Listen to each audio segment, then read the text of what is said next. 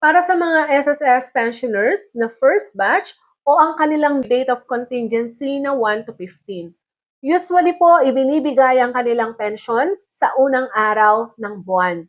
Pero ang tanong, may pagbabago ba ngayong April 2026? Ang releasing date ng kanilang April 2026 pension ay sa araw ng Wednesday o Miyerkules at ito ay April 1, 2026. Ito ay walang pagbabago. Dahil po ang April 1 ay hindi po holiday and at the same time hindi po weekends o hindi po siya natapat sa araw ng Sabado at Linggo, kaya naman po mananatili itong nasa regular releasing date.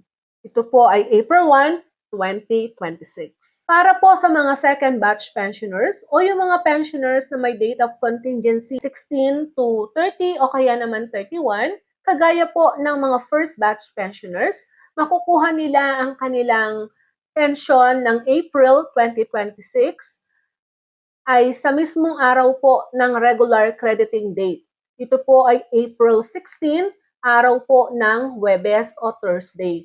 Dahil po walang holiday and at the same time, hindi po siya natapat sa araw ng Sabado at Linggo. Mananatili po itong may release sa mismong regular releasing date na itinakda po ng SSS.